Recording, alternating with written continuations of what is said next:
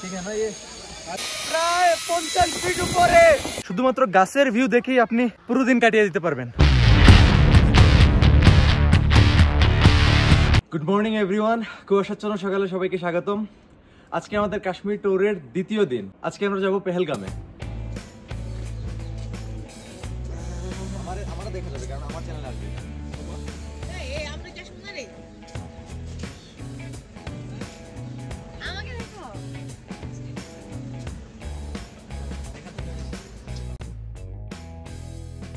কাশ্মীরের রাজধানী শ্রীনগর থেকে পেহেলগামের দূরত্ব হচ্ছে প্রায় 90 কিলোমিটার এবং যেতে সময় লাগে প্রায় 3 ঘন্টার মতো। তবে এই 3 ঘন্টার লম্বা জার্নিতে আশেপাশের ভিউগুলা যেভাবে চোখে পড়বে তাতে বোর হওয়ার কোনো সুযোগ নেই। আমরা রওনা দিয়েছিলাম ভোর প্রায় 6:30টার দিকে।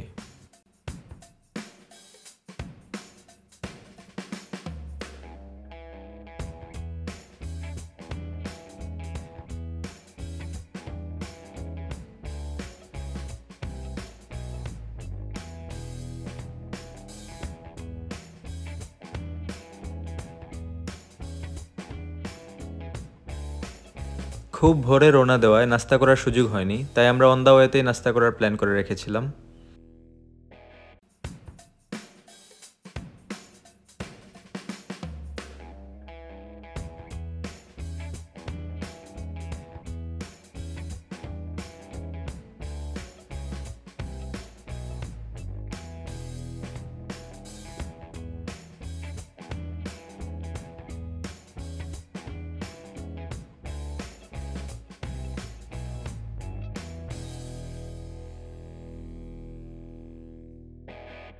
পেহেলগামকে ল্যান্ড অফ শেফার্ড অর্থাৎ মেষপালকদের ভূমিও বলা হয়, তাই এখানে পাহাড়ের চূড়ায় প্রায়ই দেখা যায় যে মানুষজন ভেড়া চড়াচ্ছেন।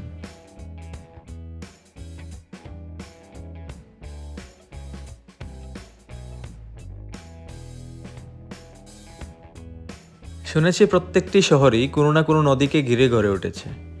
ঠিক একইভাবে পেহেলগাম শহরটিও যে নদীর তীরে অবস্থিত সেই নদীটির নাম হচ্ছে লিডার নদী।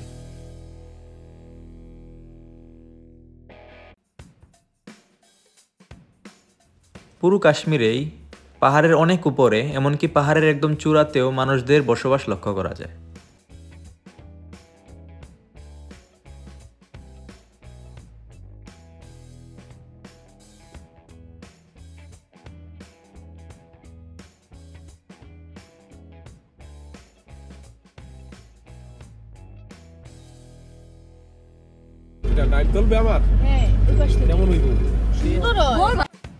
এক পাশে নদী এবং অন্য পাশে পাহাড়, এর মাঝখান দিয়ে বেয়ে যাওয়া রাস্তার সৌন্দর্য এবং পেহেলগামের অ্যাডভেঞ্চার নিতে প্রতিদিন হাজার হাজার মানুষ কাশ্মীরে পাড়ি জমায়।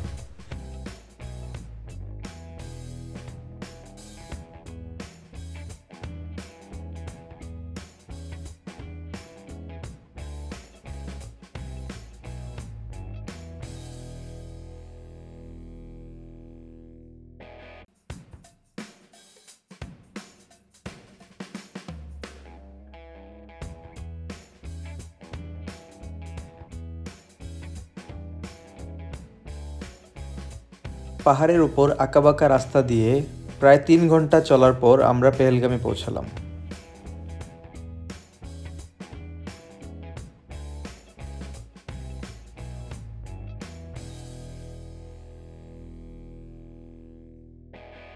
পেহেলগামকে ল্যান্ড অফ শেফার্ড বলা হলেও এখানে ঘোড়ার সংখ্যাও কম নয়। এখনও এখানে ঘোড়া দিয়ে মানুষজন এক জায়গা থেকে আরেক জায়গায় ট্রান্সপোর্ট করে থাকে।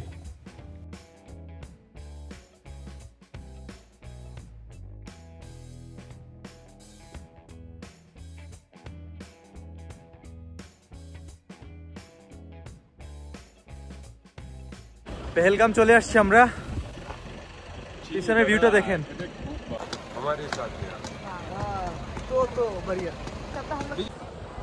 এখানের ভিউ দেখেই আমরা একদম থ হয়ে গেছি। তবে মানুষজন বলতেছে যে এটা কিছুই না, সামনের থেকে আরো অনেক সুন্দর ভিউ অপেক্ষা করছে আমাদের জন্য। ভাই আপনি যেখানেই যান যে পরিমাণ স্ক্যাম, জিজ্ঞেস করেন না রে, সব টাকা পয়সা শেষ, কিন্তু মানুষদের সন্তুষ্ট করা যাচ্ছে না।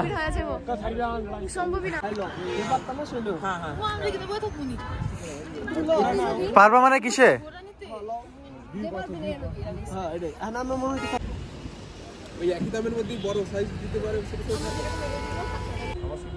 গাইজ আমরা এখন পেহেলগামের মিনি সুইজারল্যান্ডের দিকে যাচ্ছি। তো সবাই বলে এখানে নাকি ঘোড়া নিয়ে যাইতে হয়, তো আমরা ভাবছিলাম যে ঘোড়া নিয়ে যাব, আর ঘোড়াওয়ালারাও এমনভাবে যাইতে ধরছিল যে ঘোড়া নিতেই হবে। কিন্তু ঘোড়ার যে আকাশচুম্বী প্রাইস, এই প্রাইসে আমাদের মতো গরিবদের ঘোড়া নেওয়া সম্ভব হচ্ছে না। তাই আমরা 4 জন ঘোড়া সেজেই হাঁটা শুরু করছি, আরো 2 জন আসতেছে পিছনে। অনেকে আবার বলছে যে হাইকিং করেও নাকি এদিকে যাওয়া যায়, তো ভাবলাম যে হাইকিং করেই চলতে থাকি। আর ঘোড়াতে একটু অসুবিধা আছে, প্রথমত ভিডিও করাটা বেশ টাফ হয়ে যাবে, আর প্রাইসটা অনেক বেশি। তো চলুন দেখা যাক হাইকিং করে কতটুকু যাওয়া যায়। এই 2টা মেয়ে যা প্রবলেম করতেছে। জল কিনছো? জল তো জল।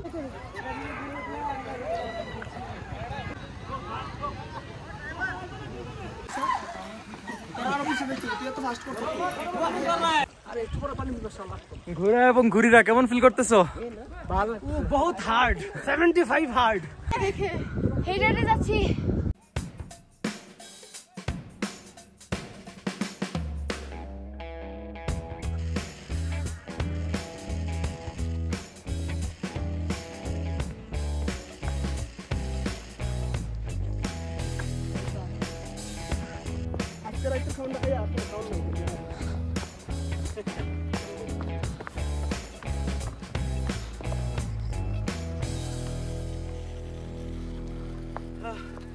খুবই অ্যাডভেঞ্চারাস হচ্ছে ট্রিপটা।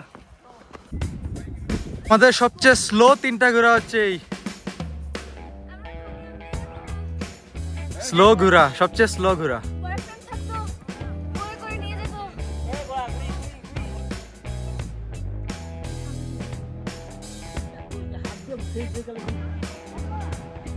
এখন ওইখান থেকে ওই জায়গায়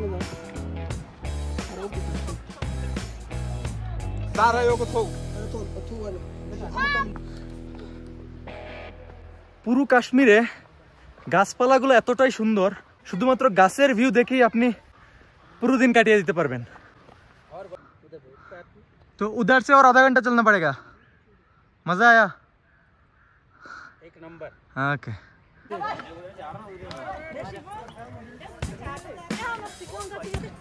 তাইলে তোমাদের এক্সপেরিয়েন্স কেমন এখন পর্যন্ত বলো? ভালো না। কেন কেন?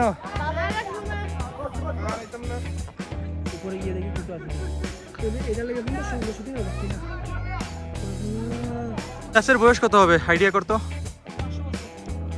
500 ইয়ার্স অ্যাপ্রক্সিমেটলি। সবাই কি হাঁপাই পড়ছেন? জল দিবা। এবার কার শুনতে না।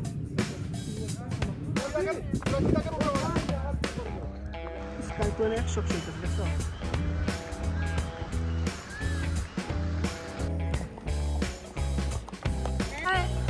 High by.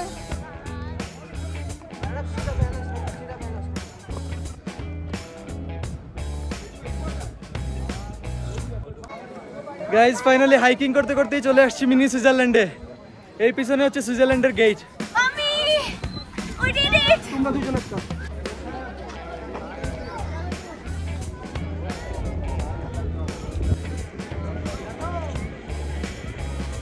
কেমন আছে? এটা বস সিস্টেম।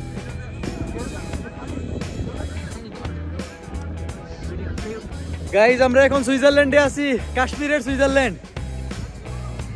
আশেপাশের পুরো গ্রিনারিটা আসছে না, কেননা এখনো প্রচুর পরিমাণে কুয়াশা দেখা যাচ্ছে। সো পুরো ভিউটা নিতে চাইলে আপনারা সামারের দিকে এখানে আসবেন, তাহলে পুরো গ্রিনারিটা দেখতে পাবেন।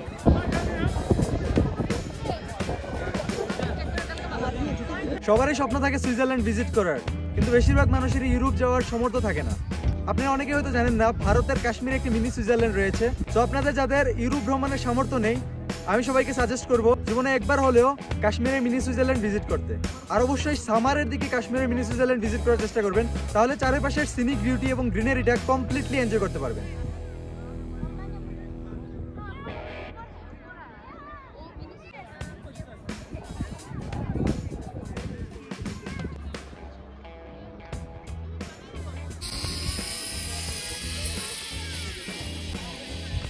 গাইজ এখানে কেবল রাইডেরও ব্যবস্থা রয়েছে। এখন আমি কেবল রাইডে যাচ্ছি, এই হচ্ছে আমার কেবল রাইডের getup.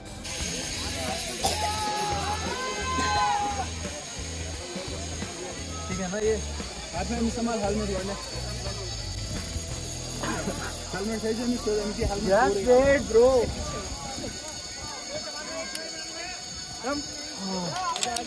Okay. Leg straight. Okay. Open your hand. Okay. Okay. Body back.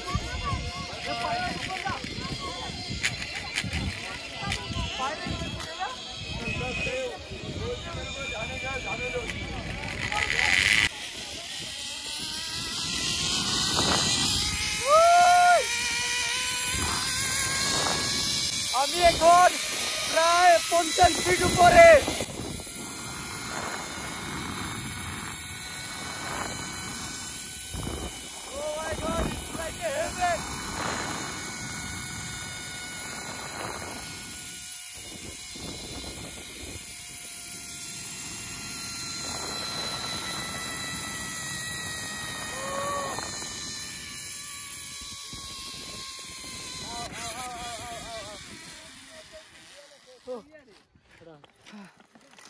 हो गया मजा आती?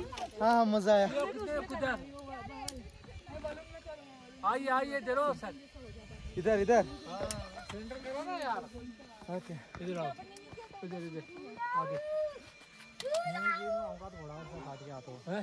नवी जी में घोड़ा का छाट गया तो मैं तोड़ रहा हूँ अगर ब्रिज अगर ब्रिज है वो तोड़ जाओ।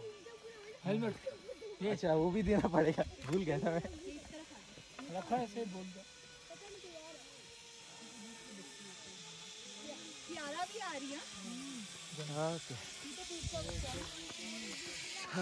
গাইজ এটা আসার জন্যই যাওয়ার সময় আপনাকে হেঁটে যেতে হবে প্রায় আধা কিলোমিটার তো আসার সময় বেশ মজা লাগছিল একটু ঠান্ডা লাগছিল কেননা অনেক উপর एकदम भालो कहाँ से हो तुम तो बांग्ला कैसे आते हैं सही है मस्त सिखाओ তো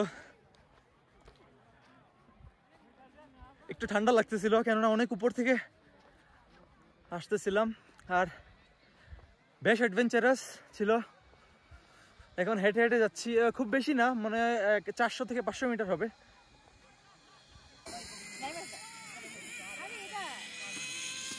গাইজ প্রচুর এনজয় করছি কাশ্মীরের মিনি সুইজারল্যান্ডে তো এখন আমাদের যাওয়ার সময় আবার আমাদের প্রায় 1 ঘন্টার মতো হাইকিং করে তারপর যেতে হবে তাই একটু তাড়াতাড়ি চলে যাচ্ছি কেননা অলরেডি সময় বাঁচতেছে 1:30 হয়ে গেছে প্রায় তো নিচে যেতে যেতে আমাদের প্রায় 3টা বেজে যাবে এরপর আমরা আরো 2টো স্পট ভিজিট করার চেষ্টা করব আসলে সময়ের উপর ডিপেন্ড করতেছে আমরা কতটুকু জায়গা কভার করতে পারবো দেখা হবে পরবর্তী স্পটে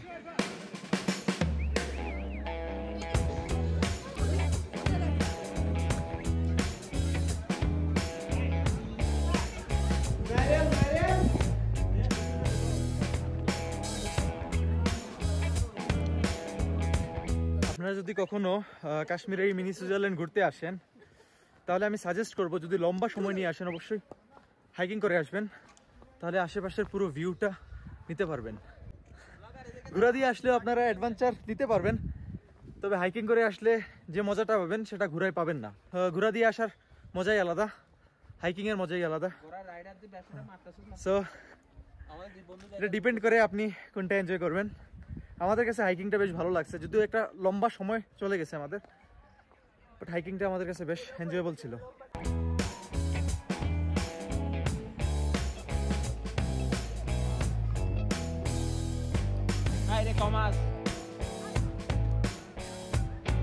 কি গো থেমে গেল কেন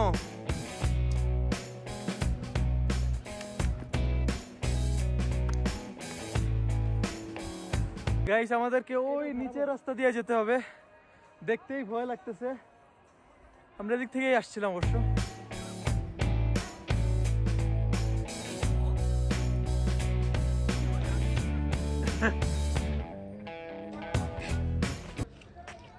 আমাদের ভ্রমণ এখানেই শেষ এখন লাঞ্চ করে তারপর যাব আমরা অন্য কোনো একটি স্পট ঘুরতে